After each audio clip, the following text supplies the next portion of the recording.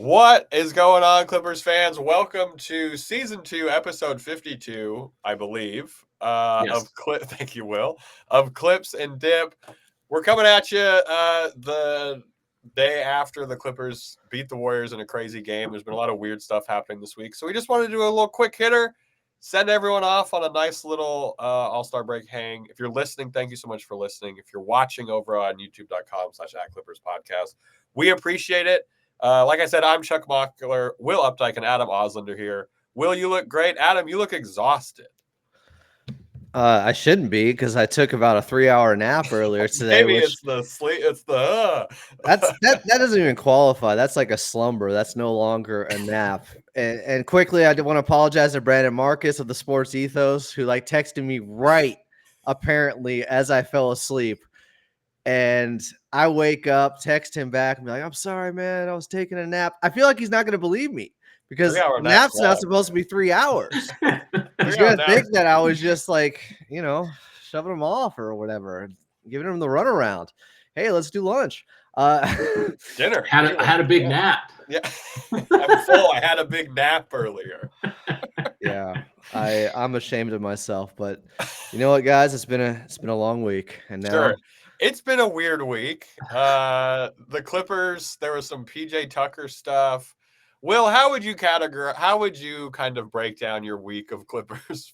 This was a chaotic 5 days. Man, so many ups and downs. It's been an emotional roller coaster. It's tiring me out, I was thinking the other day, I haven't hit a nap in the workplace in a while. That's something I should probably get back on. Anyways, find that broom closet. A terrible loss. What I thought was a very indicative win of the Clippers' character this season. And it's all kind of been completely overshadowed by, rightfully so, an injury to Kawhi Leonard, and less rightfully so, just some PJ Tucker drama. I'm unsure why this is getting so much airspace. That's fair. I napped through it. Yeah. So for those of you who somehow missed it, PJ Tucker and Bones were sent home, as reported by Shams, which is such wild phrasing. We're dealing with grown men. I think there's sent home feels like they had to go to their room. Yeah, it feels weird. And it's because of frustrations and early, they're going to give them some time off and all this stuff. Adam loves getting sent home. More time than that. The Bones stuff kind of makes sense, right? He was playing well. He left a team that was a contender to get more time. He came and was getting that. We trade for James Harden. That sucks. That's rough for Bones. Apparently, I don't know that he left. He was traded. Well, you know what I'm saying. He wanted to leave, right? Apparently, from some, he hasn't been super chill in the locker room. Just reporters wise, when it comes to talking and stuff, some scuttlebutt. But the PJ Tucker stuff is wild. It's getting so much. I know we're talking about it, but Adam, do you have any hope that what is the resolve here? Well, it's about expectations sometimes with players when it comes to minutes and playing time out there. And obviously, for whatever reason, and I'm not absolving him of the blame at all. He thinks differently of himself than the Clippers do at this point and has to probably come to grips with his basketball mortality when you're in the upper 30s. He's 38 years of age. He is the second oldest player to LeBron James in the league.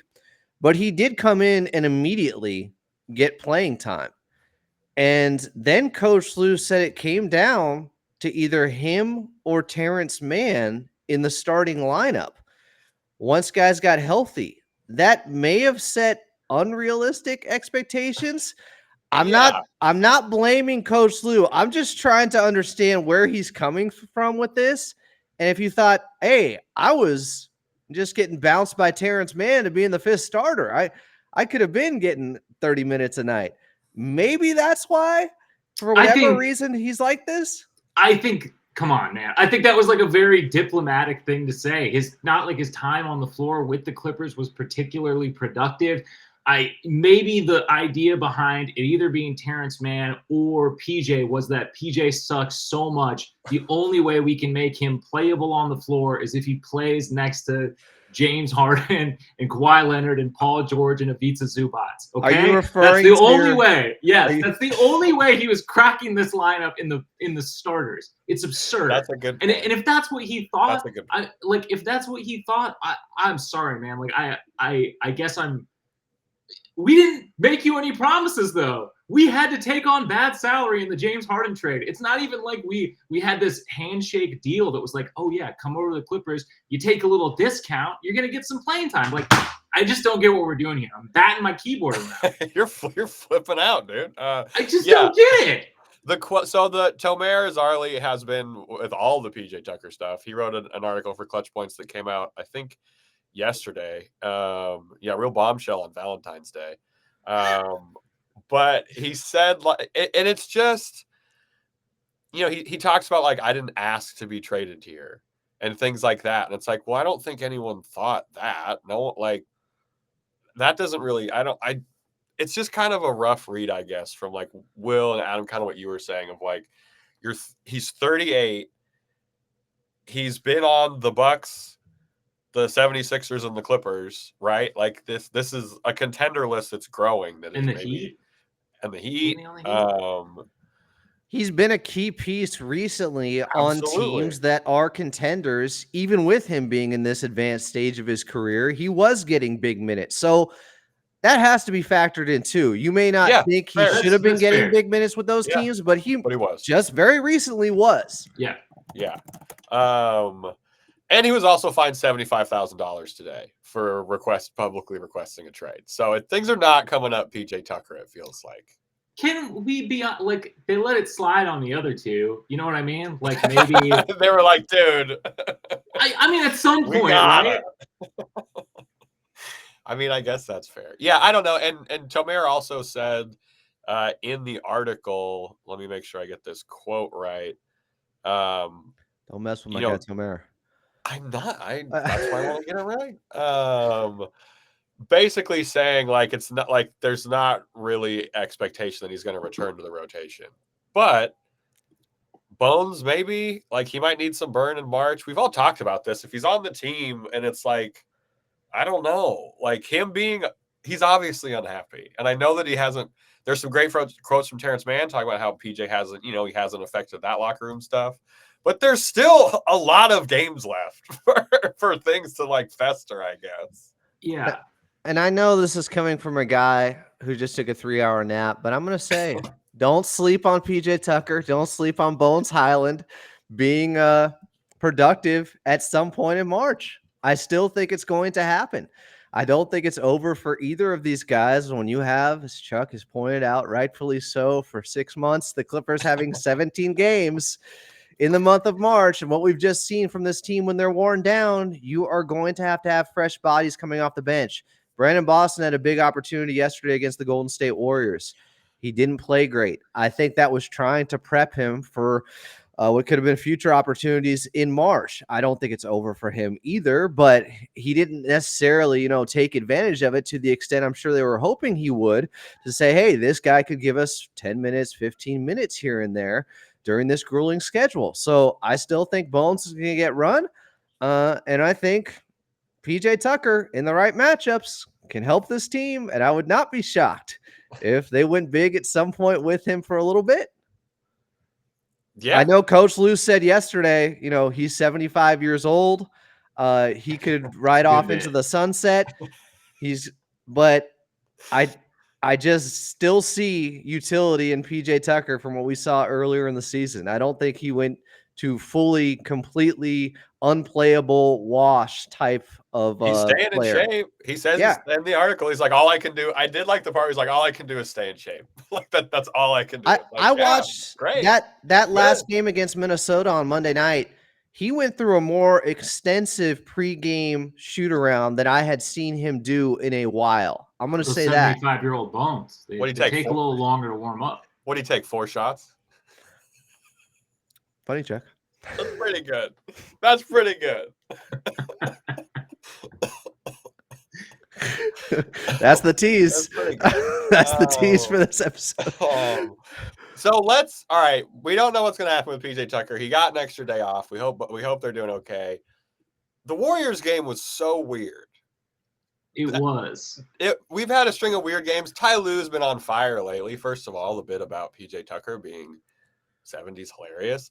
And then, for the first time as a coach, Lou Piniella gets ejected from a game.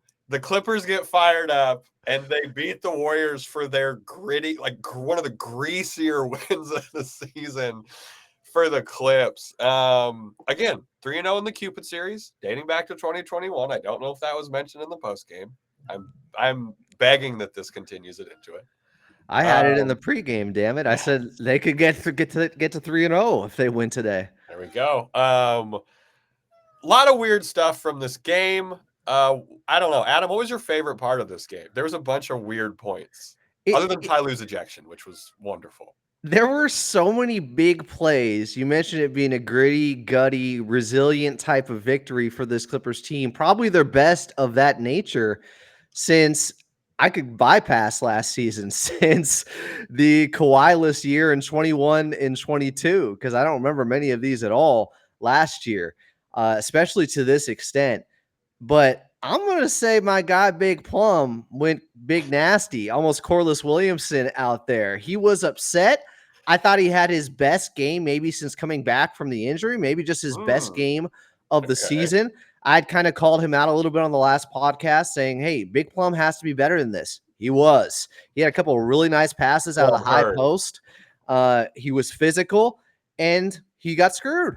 Those fouls by Draymond Green on him, one should have been a flagrant, one should have just been called a foul.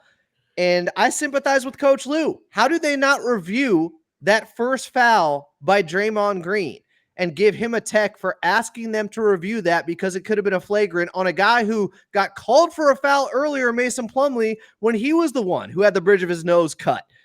And you're not going to review a foul on him when it starts bleeding again? Maybe that means he got hit in the head. I found that shameful by the officiating crew, honestly. Like, Coach Lue was completely in the right, and that's why he was going off to the extent he was post-game. But Mason Plumlee kind of lit a fire underneath this team, along with Coach Lue being ejected like that. I don't think they win this game if Coach Lue doesn't get ejected. Honestly. No way. No, they weren't playing with that fire. Manager, fire him up. Coach Lou Piniella is an all-timer by you, Chuck. I love that. He was out there kicking dirt around, kicking around the bases, throwing them around. Hat backwards so he could belly bump the ref. Yeah. You never see that from him. And when a guy who rarely ever gets that upset gets that angry, it holds more weight. It tells the team it's not just, oh, this is typical of our head coach. This is what he does. No. This was somebody trying to fire up his squad, and it worked. I think it was also justified because he was just naturally that mad when you're getting screwed like that. But it was beautiful to see. And there were so many key plays in the game that a lot of them get lost in the shuffle, like that Terrence Mann 3 to end the third quarter to bring it to within 11. Now, I think Pods hit a 3 to start the fourth quarter right away because they were up by 14 at one point. But there were so many just little plays by Russell Westbrook getting into the teeth of the defense and getting among the trees and creating extra opportunities, knocking it off multiple Golden State Warriors to create an extra possession for the Clippers. Obviously, what Norman Powell did, King of the Fourth, was incredible.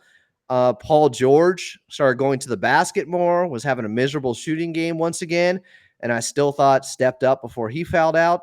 There were just, I don't know, it was one of those games where you felt like, oh, this team has that heart that you do need to win a championship. Even though they have a ton of talent, when the chips are down, they can also find a way to win. Yeah, Will, what are you going with? What was one of your peak moments for this weird win? It's Ty Lue in the tunnel after the game. Losing it. Totally freaking out. James Harden also, this is, again, yet another example of why you get James Harden to run the show when guys like Paul George are in foul trouble and Kawhi Leonard is out. He was absolutely fantastic. And we needed every bit of it because Steph Curry had 41 points. He got hit with a hard foul too, like on Yeah. an attempt from three that was like at half court. It was so unnecessary. And once again, what about Amir Coffey coming back into the game when PG fouls out, knocks down a clutch three? Coffee is for closers. Brian Seaman, one of his best calls for Amir in a big moment on the season, which is saying something because he's got all the Amir puns, of course. But big free throws that were made down the stretch. Golden State fouling down 6 with like 40 seconds left, fouling Russell Westbrook and playing hack-a-Russ, I guess. It was Klay Thompson, who's, I don't know if it's coincidence, but he's not starting tonight. Pods is starting for the Golden State Warriors. They're in Utah. He's like becoming, yeah, that's like becoming an incredibly toxic situation, it seems like. Did you see the bench reactions to the Klay foul? I was watching some clips of it, and the whole bench, the Warriors bench, is just like, what the fuck are you doing, man? Like, now he's joining the bench because of something like that. But that was a team who had won 5 straight with some really good victories on the road in Philly. The Phoenix win we've talked about, blowing out Utah on the road like that.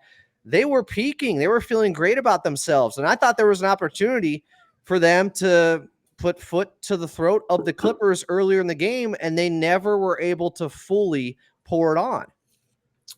The Clippers lost the field goal battle. We talked about that pregame, and the Clippers lost that by almost 20, but it didn't matter, thankfully, because they were so efficient on twos. And part of that was Zoo. Zoo had a double-double. Zoo looked great in this game. He was assertive. Like, he made things happen. Second best plus-minus, or tied with the best plus-minus with Harden, which is not a coincidence that Harden brought that up. But, yeah, this was a great game for Zoo to go in to get some rest with, too. He got, I think, 28 minutes, and I was thinking to myself when Coach Lue got ejected, and Carlo and I brought this up on the broadcast, but it was like, oh, does Dan Craig, does he know what the minutes restriction is on Ivica Zubac? Because maybe he does it, and he's going to get some extended run, and this was the most he had played. He almost got to 30 minutes, and he was a big part of the team that made that big run in that fourth quarter. You're right. Ivica Zubac was looking as good as ever. This is a team that they do match up pretty well against, where I think they just throw far too many issues towards the Golden State Warriors for them to cover up for all those problems they have against this Clippers team. There's just too many holes. There's some chatter. There's a growing contingent that is saying maybe after the All-Star break at some point, the Clippers should try Amir Coffey in Terrence Mann's place in the starting lineup. I brought this up a few weeks ago. I don't know if that. I hope it doesn't happen. It makes the bench pretty small. I'm not part of the growing contingent. I'm not part of this. I'm reporting. I'm boots on the ground over here. From the inside. The call's coming from inside the house. Yeah, it makes the bench unit a little goofier, fit-wise, I think. And I think people are look. It's fine if Amir Coffey is getting more minutes as the closer with this team. I think that works, especially in a comeback where you need offense. But what Amir is doing, our boss, Lucas Hahn, has brought it up many times. He's being a defensive innings eater to start off games and saving the legs of Kawhi and Paul George. And that is very, very important and imperative to this team. He's a better defender, I think, still overall than Amir Coffey. I think he's more versatile. Yes. I think he's had tougher defensive assignments. He was on Ant when he only had 6 points in the first half in that recent game on Monday night. He played pretty darn good defense for the most part. So I'm not giving up. And he was my player to watch because he was turning down shots. Well, I think he got up 5 3-pointers in that game against Golden State. He only hit one, 6. That one to beat the buzzer, 6 at the end of the third quarter, that one to beat the buzzer. But he at least was finally being more aggressive and knowing that, okay, there's no Kawhi Leonard in this game. I have to take more shots. He has to take more shots regardless. The last 6 games before that one, he had attempted just 1 3-pointer per game. A guy who was shooting 50% from 3 in 2024 was taking just 1 3-pointer per game. So some of it is on him, and I don't think it's outrageous at this point for people to bring this up, but I still feel like his best utility is just being a defensive specialist to start off games right now. Yeah, I think that's a fair call. How are the vibes feeling right now? Danilo Gallinari was reported per Pat Bev to maybe be coming to the Clippers or the Bucks, which Lucas Hahn pointed out was funny because Pat Bev is on the Bucks, so it was probably going to be the Bucks that Gallo went to. He ended up signing with the Bucks. Doc is going to play him a lot, which I guess sick. Good luck, Bucks fans, dealing with Doc Rivers in this whole situation. Will, does that change anything? Are you feeling, obviously we feel better after the win, but overall, have any of your concerns or anything changed about the Clips?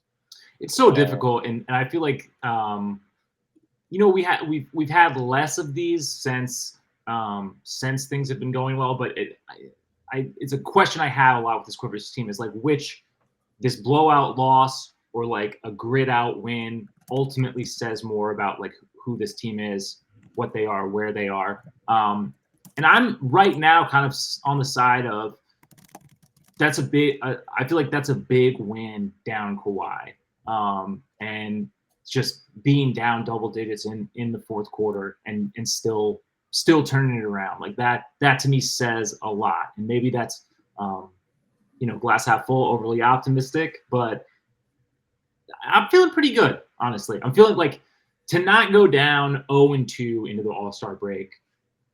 I'm taking it. After the incredible Grammy trip, we had one real stinker of a performance. Like, I'm feeling pretty good. Fair. Adam? I definitely feel better about this team because it's one more kind of check mark in types of wins you can get during a regular season that you can build confidence from and remember and draw from later on when you are down big. It's not like they hadn't already come back down 22 against the Golden State Warriors with that Paul George game winner over Klay Thompson, but without Kawhi Leonard to do it, without Paul George in the last 3 minutes for them to do this, it felt more like an old school 2-1-3 era type of victory by the Clippers where something could be born. I don't know. But hey, I was telling you, I was tagging you on Twitter. Something was born. I forgot to retweet that. But I was the only thing I'll say is the loss Monday night to Minnesota and the win over the Golden State Warriors. I don't know if there are a lot of parallels given the opponents in both those games.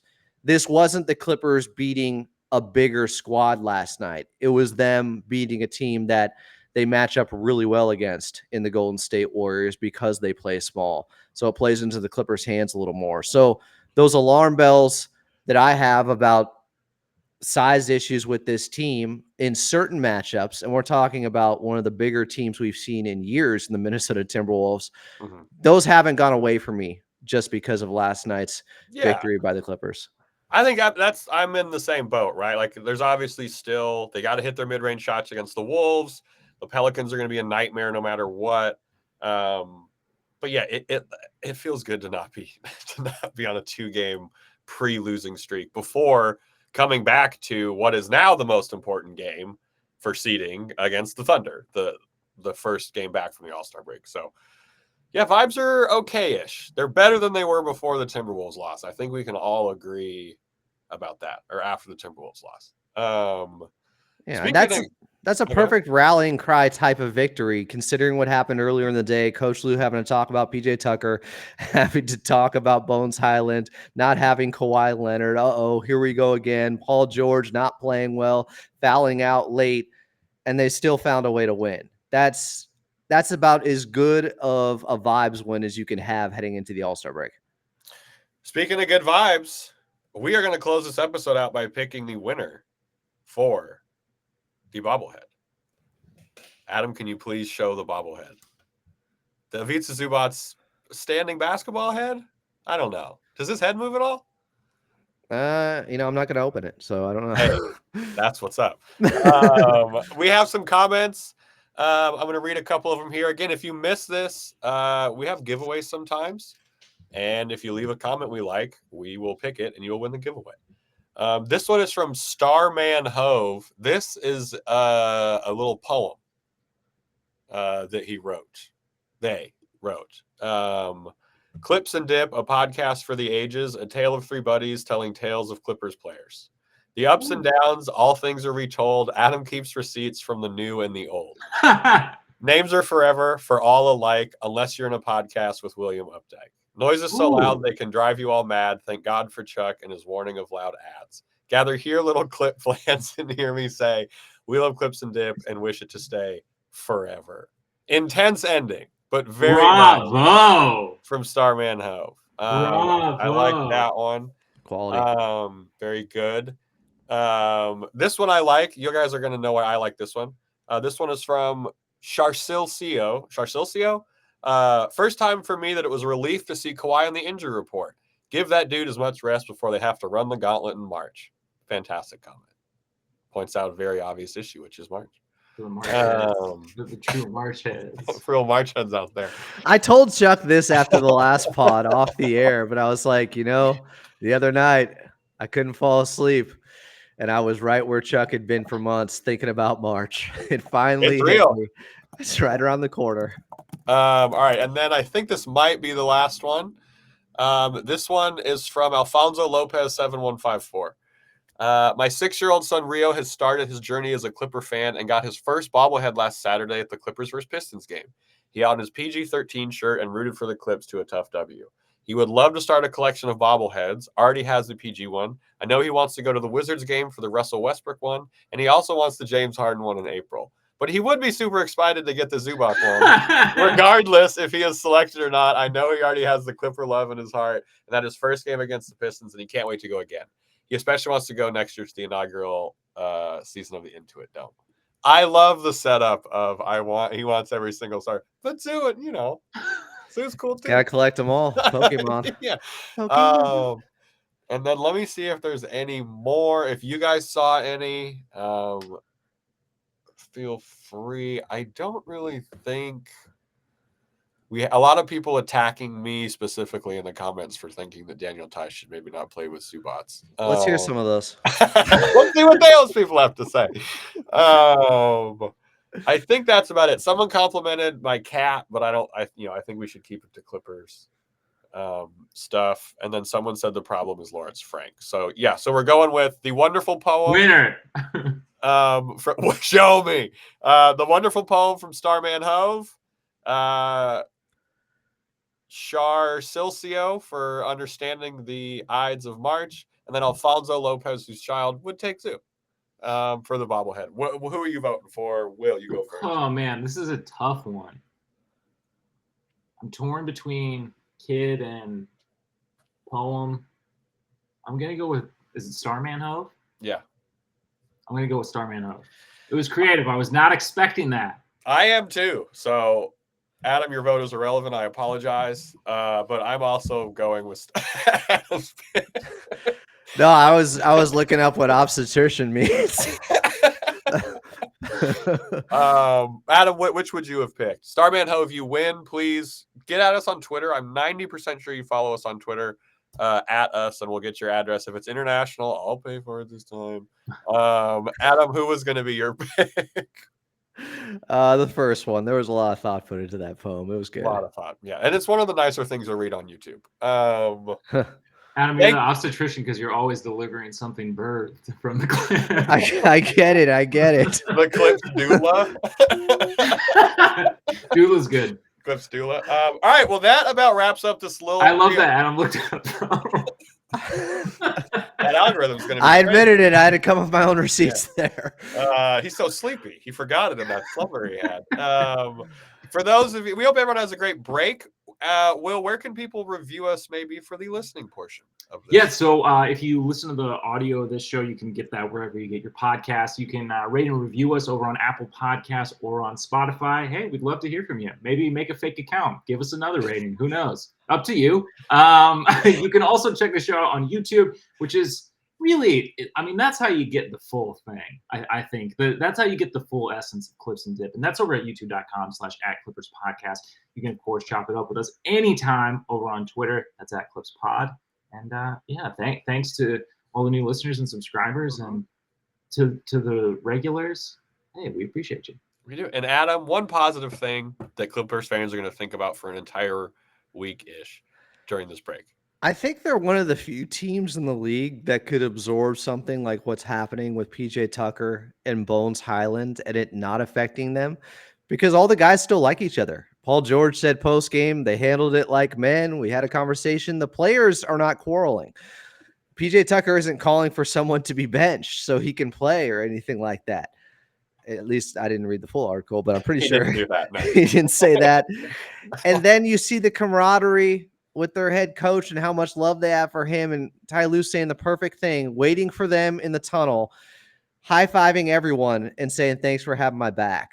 That was pretty cool. That was one of those moments that I think we're going to remember for a bit here, not just because they don't have a game for a week, but this team, they're playing for one another, including their head coach. And that was one of the better wins in the 2-1-3 era that we have seen.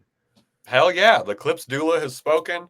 We hope everyone has a great All-Star break. Enjoy the game. If you're going to watch it, I might. I thought it was in LA this weekend. We will see everyone next week. We'll do a preview for the game against the Thunder, and then we'll obviously have a double dip. But yeah, thank you everyone for listening. And as always, let's go Clips.